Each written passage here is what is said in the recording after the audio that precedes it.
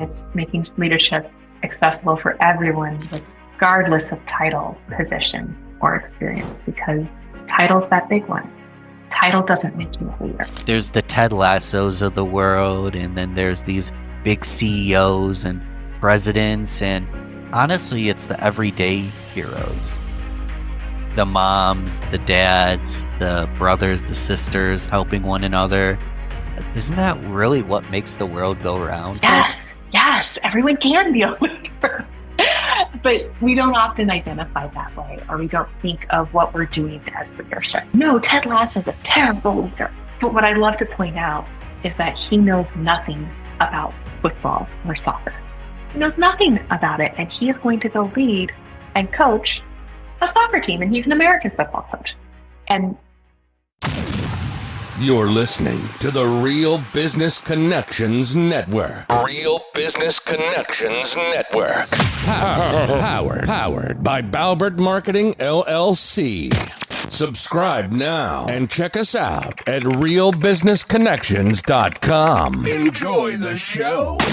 So, Megan Robinson, the number one reason I wanted you on the show is, well, we are introduced by a mutual friend, Bob Lambert, and we jump on a traditional networking call, and it was the most non-traditional networking call I could have ever been on. You were asking me really hard, big questions that made me think and wonder, wow, do I even have answers to that?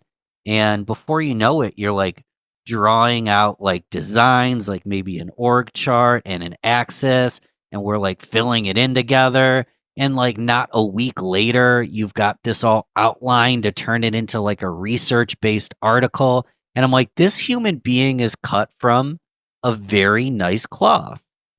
It's a different cloth. And I'm like, we need to kind of just workshop and take what we started with and bring it on the show. So are you game with that? Sure am. Awesome. So E-Leader Experience is the company.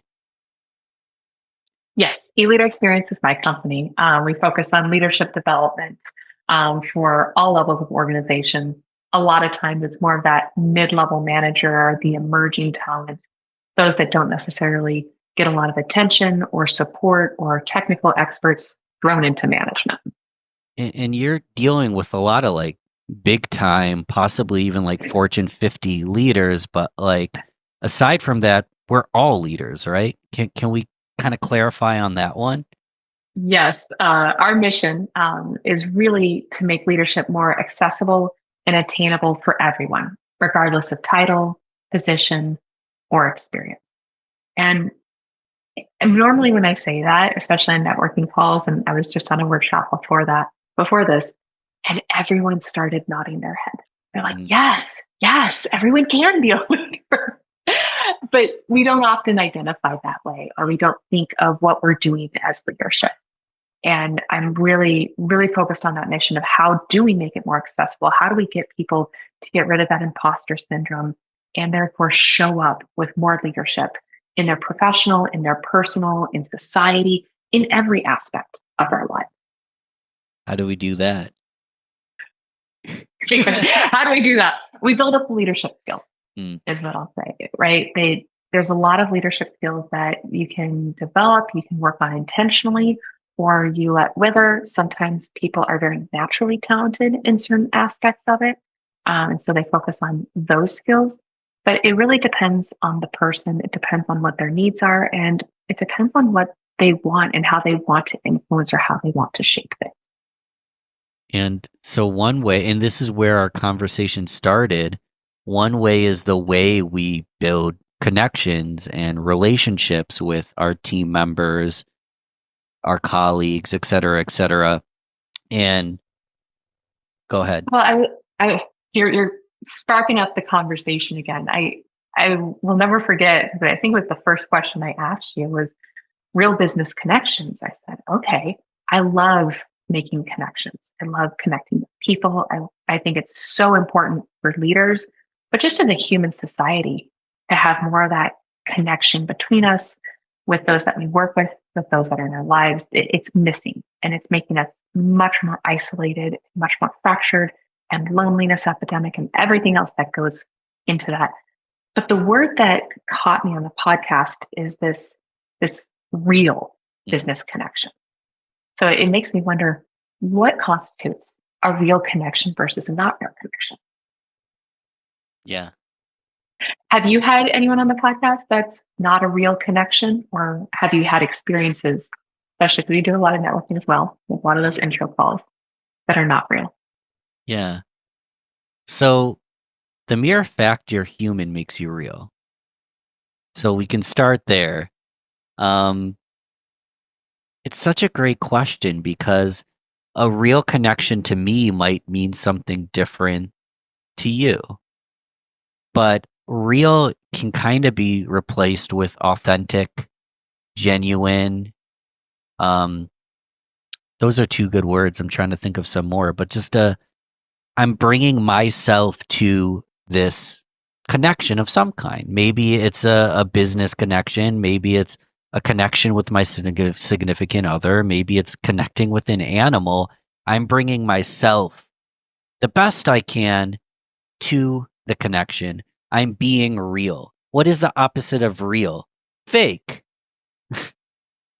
So You can't have connections that aren't real. What's hilarious about me stumbling on my words is we know what fake is. It's easy to define the opposite of what we don't want. What we do want gets a little more complicated because authenticity just is. It's not a tactic. It just is. It's just being yourself, which is so cliche and so true. It's literally just being who you are, and defining who you are sometimes is difficult versus defining what you don't want. What don't we want? We don't want fake people. We don't want liars. We don't want manipulation. You and I talked about like some superficial relationships are great. I play fantasy football with people. We watch the game, but is it a deep, genuine connection? Maybe not. And we had this conversation. You created a whole freaking research paper on it. I'm like, this girl is crazy. So what are your thoughts on this? And when I say crazy, I mean crazy cool, crazy awesome. What are your thoughts? Yeah, I take crazy as a compliment. When we talked about that was where the conversation went very quickly. Is real doesn't necessarily mean that it has to be deep. You can have a more superficial or a more intense connection. None of those doesn't make it unreal. You have different elements on that spectrum. And I can get into the model. I can share kind of what came out of that conversation, which I think is what you want. What we'll do in a moment when we get to it is we'll actually share it on screen so someone can see what we're describing. And if you're listening to the audio, go to the show notes, maybe go to the YouTube. We'll put a link, but I want people to see it. But please go on. I just want them to get excited for that. Thank you. As we were talking and we kind of had that decoupling of real versus deep, that real or that superficial, because you did challenge that doesn't make a connection any less real. So if we separate those two things out, that's where we started creating kind of that 2x2 grid, or at least that's where my mind starts creating a 2x2 grid, where if it's that real and the opposite of real, or it's that superficial versus deep on those two kind of axes or juxtapositions, that's where you start to map out different types of connection. And there's some kind of less desirable connections, we'll say, in that quadrant, but they're all meaningful and they all have their time and place and some pros and cons, or they're all tools in a connection toolbox. So when we were talking about it, and I still struggle with what the opposite of real is, because inauthentic is challenging, but the conclusion I drew was that the opposite of real is manipulative. And I think and I'm still struggling, so maybe you have an idea of, is that a matter of intent that separates out real versus manipulative? Is it because manipulative is still being authentic in a sense? Sure. In manipulative, so when I think real and fake, I mean, manipulative is being fake. It's, I understand that I want this out of this relationship. I want to use this person for personal gain. So I'm going to pretend to be a way to manipulate circumstances in my favor. In some cases, though, where it gets interesting is maybe the manipulation is good for the company, but is it good for the the ecosystem of the employees involved in that company? Probably not. Now you're just bringing morality into Sure. it. Mm. I, I think the good or bad of manipulation doesn't necessarily matter if the behavior is manipulative. And I think that's where we said, there's less desirable types of connections and there's more desirable types of connection. I didn't say good or bad necessarily. I think those are a different type of way that we can look at it.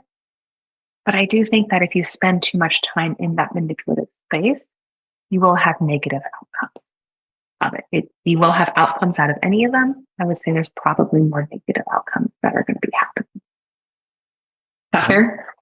It's totally fair. I'm pulling out my notes. For anyone watching the visual audio, we're about to visually put it on screen, but you kind of create it. And so this is really cool because this is raw. This is like not public information.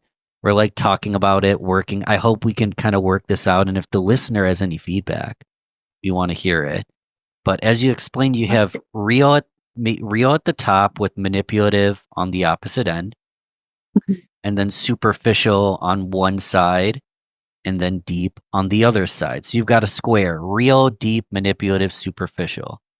So real and superficial. What did I write down? Oh my gosh. We call that the fun zone. The fun zone. I couldn't read my own handwriting, Megan. I'm like, what did I write down? So real and superficial is the fun zone. Yeah. So with it being in the fun zone, if you have a real and superficial, it's playful, right? It doesn't have to go wildly deep. It doesn't have to be meaningful.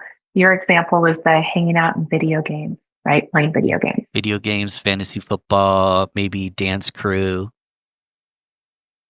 Yeah.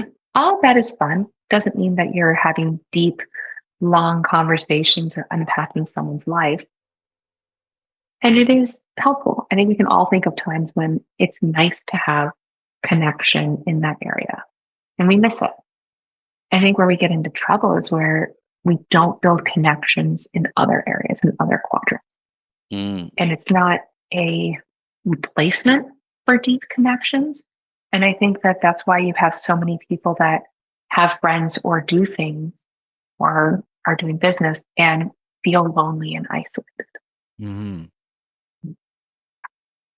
You've got me thinking, so if someone's real, they might have so many friends. Maybe they're extroverted, they're fun, they're really good at video games, they're really good at dance, they're a leader at the workplace. But they might lack those like 3 close friends that we need in this world. They might lack those deeper connections. If they got sick, who's on there in case of emergency? How many people could they call on for something? If an emergency happens, if you go to prison for something, I don't know, you get arrested, who are you calling? Do you have a lot of people that you could reach out to, no questions out, bail you out of jail? It might not. I don't know why my mind went there. Yeah. It's a good litmus test. Yeah. Family's going to be there regardless, but these are, we want chosen real relationships. Family will be there regardless, but I also think that family can get superficial into that fun zone where they only keep things light. They don't want to go deep. They don't want to learn about someone else's preferences or what's really going on in their life, or they don't want to hear the tough things or the hard things. It can happen with family too. I have a couple people that I know don't have those close, deep relationships with family. They just keep it light and superficial. Yeah. Let's end with the best. So if we move down to superficial still and manipulative, that doesn't sound like much fun. Doesn't. I kind of like that this is an empty zone. And I think the best connection for this for me is networking. And there's kind of 2 types of people out there now, or there's many different archetypes. I won't pretend to simplify it. Yeah. There are people that are looking to make real connections, and they network to build community, and they want to learn from each other, and they want to help each other. And then you see other people that are out there networking and they just have their hands out. They're like, okay, give me a job. I need a client. I need this. I need that. And it's very manipulative in how they approach it. Yeah. Is that fair? You experience that a lot? Yeah, it's a simple example, and this is not talking about any one individual. A real estate agent is great to know maybe financial advisors, maybe loan originators. Financial advisor wants to know someone who does insurance, wants to know a CPA. There are certain industries that it makes sense to become power partners, but it can become very transactional where you're almost just treating these clients, which are human beings with families and heartbeats and smiles, and you're just treating them like leads and passing them around your network. And it can get superficial and very transactional quickly, which if the client is getting what they need, I'm cool with that, but it's not really a heart to heart way of doing business. It's not. I think that I look at it more as the connection between those two power partners. Hmm. And I'll say, oftentimes it's I'll give you a lead if you pass it. Like they start keeping track of it in this tick for tack kind of keep score. situation. Yeah. And I don't think that's necessarily doing the best service for the client, to your point. I think it's very, very superficial, where they don't really want to get to know the other person, or they buddy up with someone because they think they're in power. Mm. And they want to kind of mooch off of that a little bit. So I've been in a corporate-ish environment, but my life since 2020 is super entrepreneurial. I'm like so detached from that world, but you're dealing with large companies every day. Like how can this play out in a larger organization? Have you seen that happen? Definitely. I think if you've been in a large organization, you know, and you feel that you're being asked questions and you're a little afraid to answer them. Mm. That ever happened to you? You're like, I need to check with someone else. Or, why is this? I had a leader that would just ask me yes or no questions, and I knew which answer to give, but it wasn't always what I felt. Do you ever have someone from like another department kind of like nosing around or kind of sniffing around for something? Sure. I think that can be definitely in that superficial but manipulative space. To your point, if you're giving those like surface level yes, no, you're just people pleasing. You're managing the relationship effectively, but they are not getting the best out of you. You had other ideas and opinions, but you knew what was right or the correct answer, as I put in air quotes. Right? You know what's correct or not correct. Doesn't mean that was your opinion, or you had different insight that would have moved the organization further. Right. Yeah, and I sometimes wonder if it's bad or not. So I was always a slacker when I was younger, so I'm not like the A+ example of any of this, but there are certain people that would like boss's birthday, bring them in a gift and take them out to lunch and kind of kiss their ass. And in this one scenario that I'm thinking of, I remember they would actually talk poorly about their teammates and their boss behind his back, but they knew what they needed to do to play the politics to get on their good side, and it worked. So, it's so is icky. it kind of icky? Yeah. Yeah. I mean, behavior like that is very common and not common. It happens all the time. Yeah. I want to always assume positive intent and assume the best of people. Right. But I mean, that is wildly manipulative. It's talking trash about someone so that you get the promotion instead of them. It's stealing ideas. I'm sure they did that a lot too. Like they passed the ideas off as their own. Sure. No bueno. No bueno. I mean, we can't all. Go ahead. Please go. You go. I was going to transition, so go ahead. Yeah, I'm trying to think because the other thing that we talked about in this area, and we can talk about at the end too, is that manipulative aspect of sales or networking or even marketing kind of prize on that manipulative and superficial. Yeah. I also say all of social media falls into that empty zone.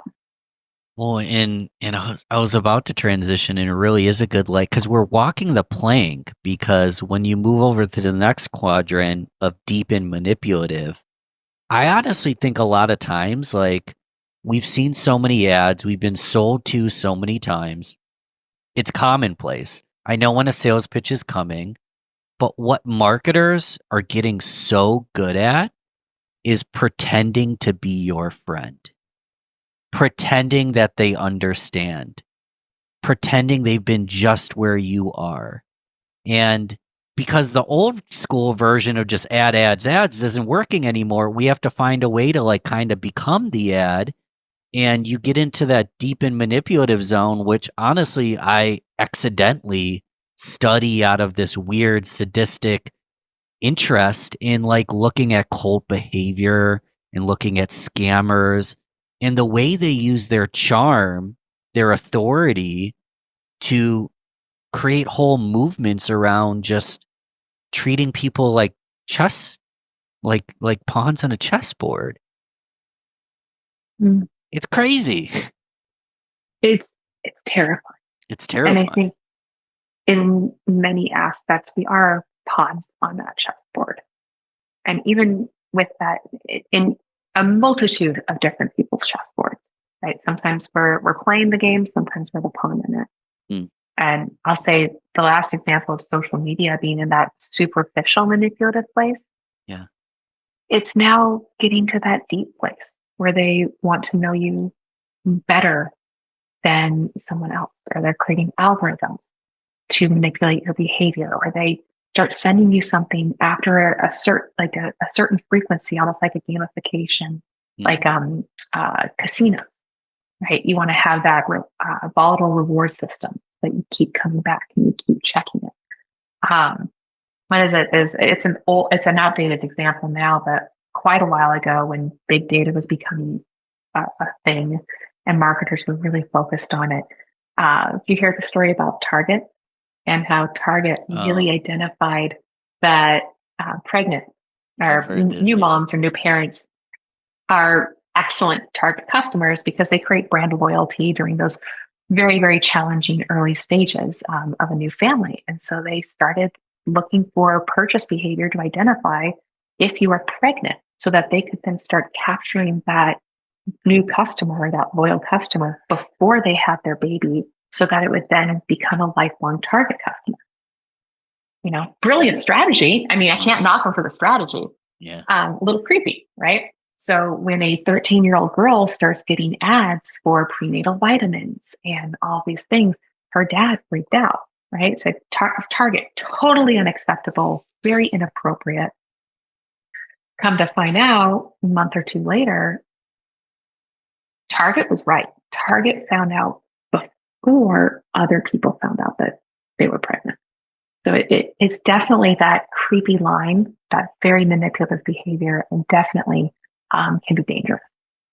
What did you call that quadrant? What danger zone? I called it the danger zone. Yeah. Which is probably too sexy of a name for it, but danger zone makes it seem like you're about to go over it. By now, I feel like you're in it. That's fair. Like you're in because it's a tangent, but when I look at like these cults or it's using deep connection to manipulate everyone involved around some false ideal just to put money or sex or whatever in the hands of the fearless leader. And it's almost like the path of no return at some point. Because that coercive control, I don't know if this happens in organizations much, but if a leader can utilize coercive control, people do things that they never would have ever done within their own, like they're not even complying it. They're not even like giving permission anymore. It's just they don't know any better because they've been manipulated so freaking well. It's scary. Think of cult-like leaders. And I'll say that you find a lot of organizations where people work harder for a mission or a company than they probably ever had before. They're more passionate about it. I don't know if it's necessarily been manipulated or manufactured in that way. Yeah. So where's that line between that manipulation and that real? And that's where I challenge. Is it the intent? Is it the outcome of it? Is it looking out for someone else's well-being or personal well-being versus other well-being or goals, which goes back to intent with something like that? I'm with you. I think there's ways out of danger zone. And I don't know if it's fair to say all of it is bad, right? Because we're kind of on that bad, good, right or wrong. And I'm trying to think of a example where it would be deep and manipulative, but not necessarily a negative outcome. I mean, maybe an okay example. Personal trainer manipulates you to get healthy. I wouldn't be that bad. No, I'd rather be loved through the process, but they understand They how cost it. Just like a cult. Yeah, it becomes a cult. And when the thing is, let's say your current weight's at 150. No, it's at 200. You want it to be 150. It's a sales strategy to create the deepest, longest gap possible and bridge that gap. And if they can make you feel, see, I don't want to shame people, but if they can make you kind of feel the pain that you take action and then you lose the weight, they kind of still manipulated you. But at least there was a positive benefit as long as they didn't cause I'm adding so many caveats. As long as there isn't psychological harm, they kind of bullied you into doing something you wanted. I don't know. That's kind of like depending on your personality, you could love or hate that. I think you're right with that. And that's the fine line of any sales tactic or neuro biology or different strategies that people use. Is it, it's not real. Is it manipulative? Sure. Does it mean that it's a bad outcome? I would say it's still dangerous. You're playing with fire right there. I think it takes I don't think regulation's not the right word for it. But it does take maybe a personal reflection, I think, and this is where a lot of personal accountability starts to deteriorate. And I don't have all the cult background, and I know there are many, many tactics and a very deep negative psychological challenging situation that I don't think that this is appropriate for. So I want to caveat that and separate that out. But I was just listening to Influence, a book that just really starts to look at the psychological games that salespeople play and the pressures that they use in order to get the sale. Those can be used for good or bad, to your point of the personal trainer, the cult-like following that CrossFit has. And it can be used for negative and for bad quite a lot as well. So I'm hesitant to put anything into the wrong categories. I think from a personal standpoint, it's worth reflecting on where your connections, where your relationships are lying, reflecting on what are you doing? Is that how you want to operate? Because there's another piece. I don't think anyone intentionally wants to be manipulative. I think it happens. I think they build up tools and strategies so that they can be. But it's going to take a little bit of a shake, a little bit of a wake up to really make sure that their actions and behaviors are aligned with what their values are. A little wake up call. Yeah. We'll call this the wake up call. Am I being manipulative? Yes or no, check. So this is a digression because I don't know where this would land on the access, but like manipulative kind of in the word, there's a lot of negative connotation. But another word you said was influence, so influential. And another word that comes to mind is persuasive. And you can be influential and persuasive, and someone could say you're manipulating, but you're using your data, your understanding, your leadership to be as influential as possible. So to kind of take a digression, like, do you know any leaders or examples, or tell us what it looks like when they're not being manipulative? They're just truly being persuasive and influential and kind of rallying the troops it's creating a cult-like culture in a positive way. What comes to mind for you in terms of influence? Like, let's ignore manipulation. How can we utilize influence? I just finished up a 360 actually Mm, for a client, and she was a CFO at an organization, and amazing 360. People loved her. She was very revered. She had tremendous influence. And some of the quotes that came out of it from her direct reports was, "I'm staying at this job because of her." wow, Like, I've never had a boss that's better. Like, that's the kind of retention and employees you want. that's amazing. But it's true. People stay in their roles because of someone. And I think that that's a positive way. She's definitely influential in them. She does things like takes time to explain things, or she doesn't go to, this is all very fresh and I'm, Sure. just doing the report earlier. She she doesn't necessarily go into that CEO office because they do have an executive team office that's where they go, and the whole C-suite sits there. She spends time to sit with her team and to not necessarily be in a different location. And you could say that's manipulative, but it's also being real and authentic in a way that is supportive and meeting the team where they're at. Mm. Is that a good example? It's a great example. Does she start to work her way into the real and deep quadrant? Absolutely. I think that's where she spends the bulk of her time. And I think that, especially when you have really intelligent leaders, executives that don't have a lot of time, that real and superficial starts to blend away because it's deprioritized. Mm. For them, mostly it's more of that manipulative and superficial that are like, oh man, I haven't connected with so and so in so long.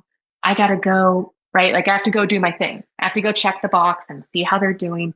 And oftentimes it even starts that way for people that have a hard time building connections, because that's something we didn't even talk about is some people are not natural connectors. Yeah. And it starts in more of that, I'll say manufactured. Ooh, maybe manufactured is a better word for it. Manufactured instead of manipulative and opposed to Mm. real. They have to manufacture that connection. They have to work at it. They have to check Ooh. that box. I like manufactured. Not manipulative immediately creates such a negative connotation, but I know as being a introverted male, when I was very young, I had to manufacture some of my relationships because I was too shy to even walk up to a girl I thought was cute and say hello. So I learned a couple of tips and tricks that nowadays I never want to be in a relationship that I have to fake it. But I had to manufacture some things to build relationships in that case. Or you're learning how to network, you realize you don't want to do all the talking. You want to manufacture that conversation where there's a give and take, and maybe you end with how you can help each other. So manufactured isn't necessarily this negative manipulation, but it is a little more tactical rather than more empathetic or heart-centered per se. I don't know. You riff on that.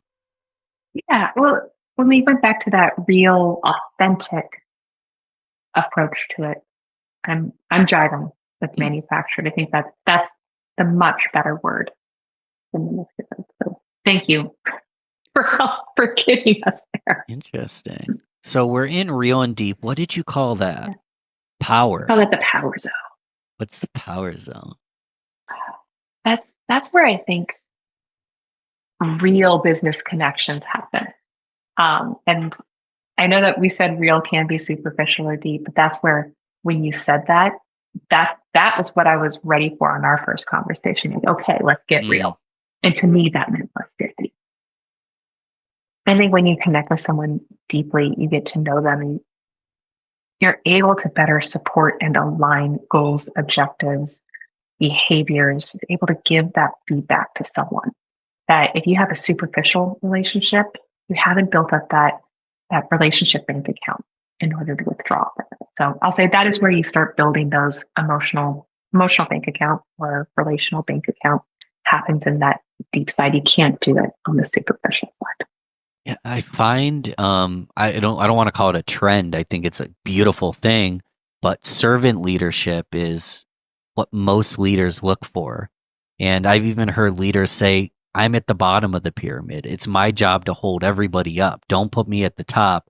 I'm at the bottom of the structure. It's my job to serve and support everyone else. And to me, that servant leader is falling in that real and deep zone. I have a really hard time with servant leadership. Why is that? Please I'm Yeah. not an expert on this. I just presumed. No, I think servant leadership is a great perspective and something that has been missed so hard when you kind of see that pendulum swing of serving self versus serving others. Sure. Yeah, we need to get away from that.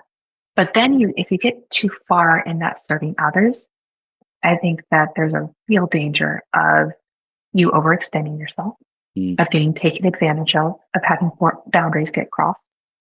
And there's a real challenge of missing on bigger organizations' goals and strategies, because now you're putting others before that.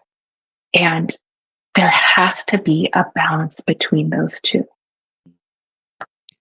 So that's my big beef with servant leadership. Tell me what's better in your eyes, or what has delivered better results. What is there a different kind of riff on that? You tell me. So I map that to more of a coaching style leadership that I find way more effective. It's not that you're taking the ownership or something else and putting that responsibility on yourself, but you are developing others and guiding them into figuring that out for themselves and creating more self-sustaining team members and holding them highly accountable. Because I don't know how, I'm not the expert on servant leadership, but I would love to learn more if there's an expert out there on how that accountability balances with servant leadership, because I think it gets missed. And I think that there's a much bigger lack of accountability with people right now that to me is a really important priority to start addressing and fixing. This might help make it clear. So I'll give you a second if you need to think about this, but I want like a public figure that most of us might know that you would consider to be a fantastic leader. And like, what traits can we pull out from this person that makes them such a good leader? Because if we can see it, then we can, I don't know if this is in the manufactured zone, but I want to be able to mimic it a little bit. Can I do a little bit different Sure. and give you a fictional character? Nice. Yeah. Okay. That's one of my favorite workshop exercises. Is I'll ask everyone who's a fictional character that you think is a great leader and why. Oh, okay. And I do it because you hear what people prioritize as a good leader or what their vision of great leadership is. And I make it fictional because there's all the other politics, challenges, issues, drama. Sure. I want it to be confined to something so you kind of get that picture and it's very accessible for people. And it always gives me something good to watch or read. What's interesting about that, so a quick digression, so a good leader for one person is different for someone else. So you can have two great leaders that are different, and you want to find the leader or become the leader that you resonate most with. It's important, I think, to understand where those gaps are, where the flaws are in that character as well. So yes, everyone has their own definition. I'll say leadership vision, which is then defined by whoever they choose. But it doesn't mean that that's right or wrong. Different leaders for different people. And it normally will tell you where their personal gaps are or what they've deprioritized in order to be an effective leader. So you have a lot of sports. I've heard everything when I ask this question. I've heard Morpheus. Someone from The Sopranos typically will come up, they think is a great leader. Yeah. Tommy Pickles from the Rugrats is one of my favorites. Normally there's a Harry Potter character too. But there's always a reason why. Yeah. Who's yours? Mine is Ted Lasso. Why? I love Ted Lasso. I love the way that he cares for his team in that servant leadership style. I love how he works those. I have a lot of respect for how he works with his relationships, how he is constantly focused on goal, how he aligns people to those goals very, very well. How I love his positivity and his enthusiasm. I resonate quite a lot with that. There's probably 24 reasons. That's a whole different blog post of why I love watching Ted Lasso and why I think he's a fabulous leader. That being said, he is a flawed character. Yeah. There are times when he is not a great leader, and there are detriments to that. And it's fun to see those and recognize where those challenges are and where those limitations. He's got big vision. Doesn't want that. He has an ability. Oh my gosh, the other reason I love him, and I always use him as an example. Sorry, great. I wasn't prepared for that question. Is because he is a leader that leads without any experience. And normally when I say Ted Lasso, everyone smiles and everyone has there's not a lot of people that say, no, Ted Lasso is a terrible leader. But what I love to point out is that he knows nothing about football or soccer. He knows nothing about it. And he is going to go lead and coach a soccer team. And he's an American football coach. And that's why I always bring it up, is because so often, especially in the workshops that I'm doing, people look to those technical expertise as great leadership. And they're like, well, they had all the answers. Well, they knew what to do. And being able to turn that on the side and say, that's not necessarily what makes a great leader. This gives a different perspective. Time has flown by. This is the fastest moving conversation of my life. I'm curious, for myself and the listener, e-leader experience.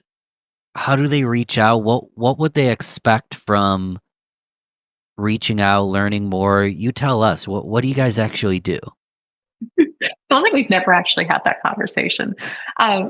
We work with organizations and teams on developing their leadership pipeline, on working with, I'll say, a multitude of stages of leaders at the organization. And we do it through workshops, we do it through group coaching, we do it through professional development experiences, which is why I named the company E-Leader Experience. Because you really have to develop a leader. You can't train for leadership. And I hate it when people say, oh, let's do leadership training. I can't train a leader. I can't tell them which buttons to push and which steps to take or which questions to ask. So we really work with them to define what their leadership looks like at the organization, what their goals are with leadership, where those gaps are, where the frustrations, where they're experiencing either the loss of productivity, the disengaged team members. My favorites, the president's the C-suite that is frazzled and exhausted by firefighting because they have leadership and management teams that aren't acting as they need to, that don't have the skill sets built up to solve the problems. And it's always the people problem. It's never the technical problems. It's never managing the process. It's how they deal with the people and how they manage through that. So that's where we focus, and that's how we can work. We work with organizations a lot of different levels, and you can always connect with me on LinkedIn or visit our website. Cool. I'll make sure it's in the notes. Is it just eleaderexperience.com? And the LinkedIn's in the notes. As a leader, how do I know that it might be time for a change, possibly? How do I know when I probably need a little bit of that support? I look at it from two ways. I will say the individual leaders, if you're having those questions, you probably do. You've most likely been given a lot of the feedback that's the same, and you have no idea how to execute on it. Right? You've got that. You've been told the same thing by a couple different people, and you don't know how to fix it.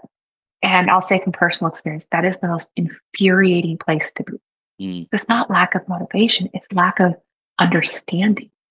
And that gap, I think, is really, really hard. I will say as an individual, if you have been promoted a couple of times and no one has really explained to you what your responsibility is as a leader, that's another big red flag. You were just muscling through, trying to figure it out. If you are having any sort of reflection question like that, it is most likely time to get some resources, to start researching, to enter into some sort of development program, but start doing that self-paced search. That's always where it starts. That's what's going to start to interest you and start to give you even more curiosity and even more opportunities to open your head and mind. And I'm imagining, you can tell me if there is, but I don't think there's some promised land of leadership that you reach the end destination and you just wear leader on your shirt, like, because that's very humble, and just be the greatest leader of all time. I feel like we're always developing, right? We are always developing. And if you feel that you've finished developing, it's most likely that that would be something to reflect on a little bit. But it's that you've gotten to a stage that you need to be comfortable with at that point. And it's not necessarily that you wear leader and now that it is permanently tattooed across your face, chest, shirt. That's why in our mission, it's making leadership accessible for everyone, regardless of title, position, or experience, because title's that big one. Title doesn't make you a leader. Mm. What does? Your actions and behaviors and having followers.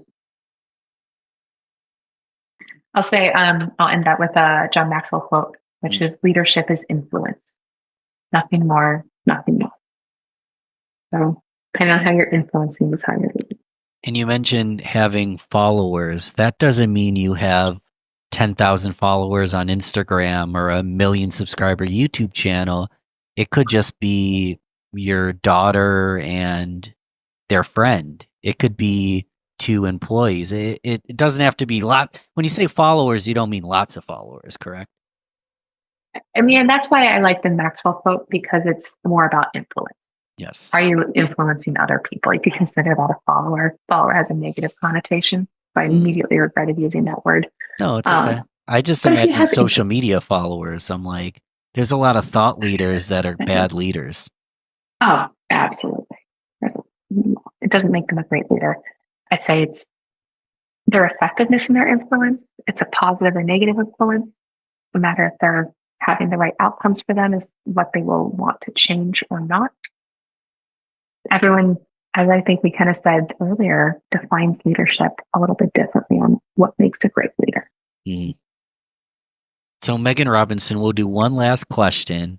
Yeah. I'm curious because we talked about there isn't a perfect end destination. We're always learning, we're always evolving. What's new with you? What problem have you been trying to solve? What solution are you learning about? Like how are you developing at this time, given it's the middle of 2025 when we record this? What are you working on? Yeah, a couple things I will say. Professionally, I am working on building out my team, and I have a very specific vision of what I want for that and the type of person and the type of environment I want to create for that.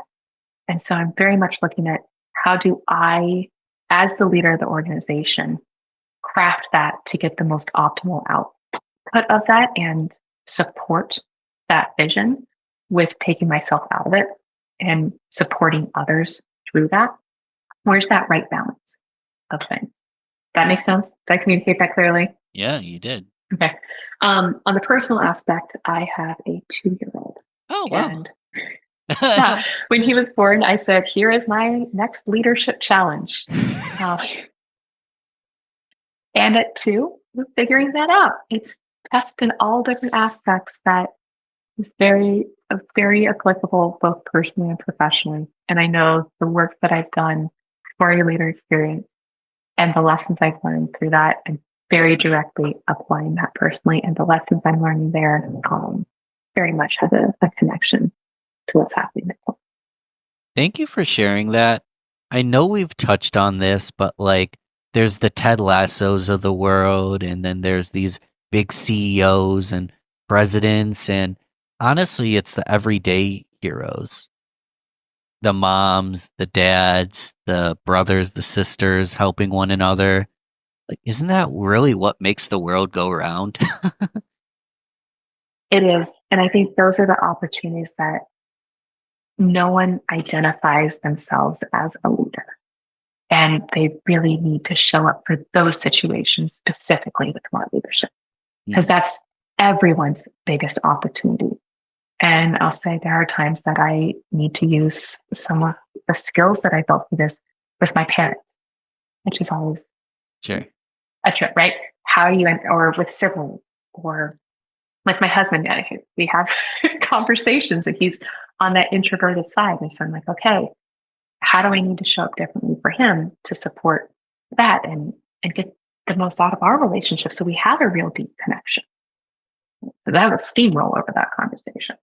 But it is those smaller situations. It can be the leading one or two people just as much as it can be leading 5,000. Well, thanks for a dialogue. It flew by. I knew that we were going to workshop some ideas. I didn't know we needed a book 3 hours to complete it all.